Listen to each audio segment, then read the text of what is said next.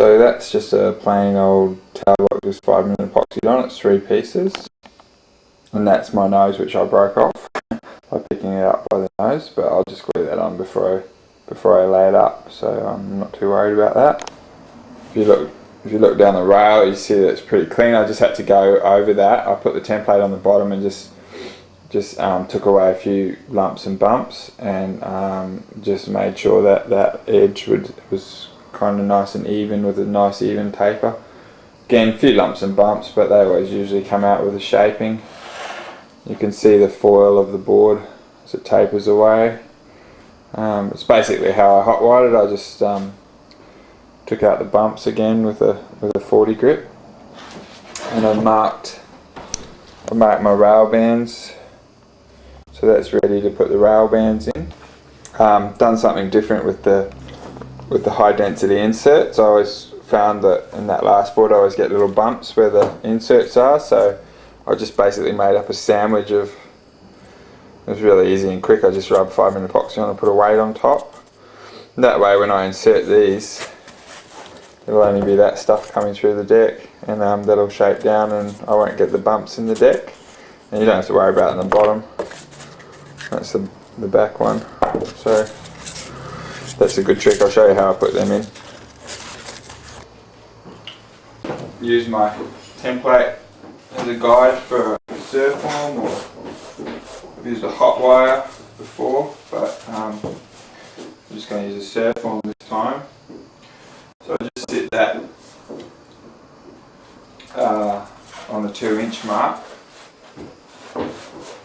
and I'm going to use my balsa rail band as a guide as well. I'll just move that to the edge of the table. Put my mask on, and just so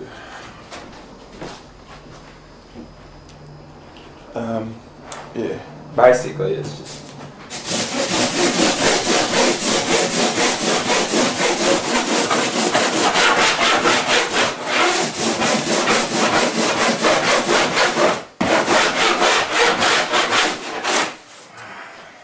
that for the first band, and I'll just tidy that up with a hand block plane. So I'll just finish this and show you.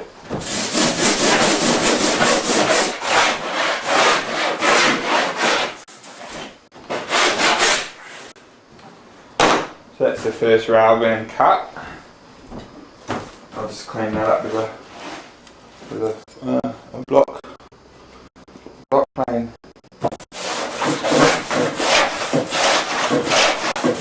That gets the balsa.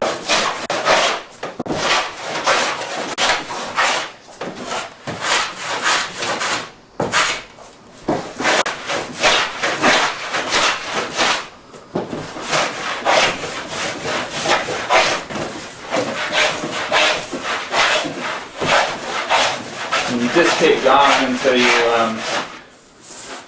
you get the edge, the inside edge of the balsa, just so it's, you know, meets nicely with the foam, and then that rail band's cut.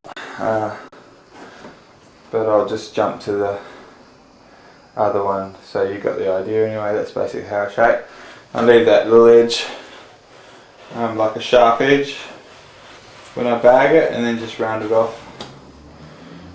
I might put one more bevel on there, but basically I'll leave a nice sharp clean edge, and that gives you a really clean join. Nice firewire looking join. You can see up close that inside join there, that's now on the same bevel as the rail band. And you can see there it just doesn't quite meet, but I don't worry about that sort of thing. So that's nice and accurate because I templated the rail, so I don't even really need to check it. I know it's right, but I do check it anyway. But anyway.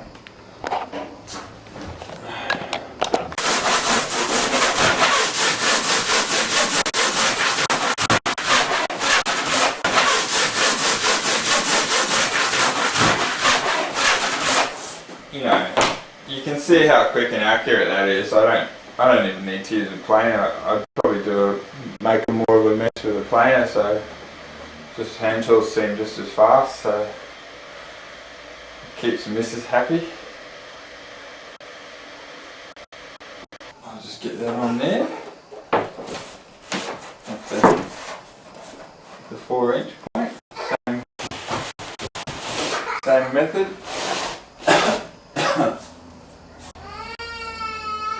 And I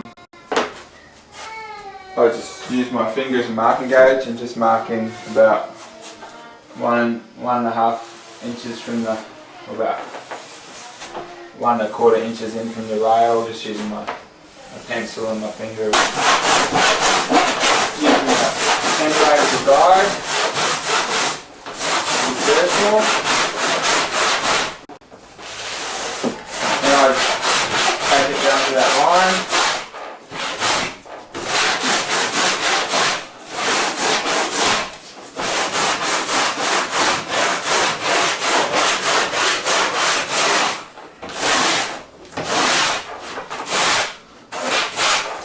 You can see that that's a pretty clean. That one's done.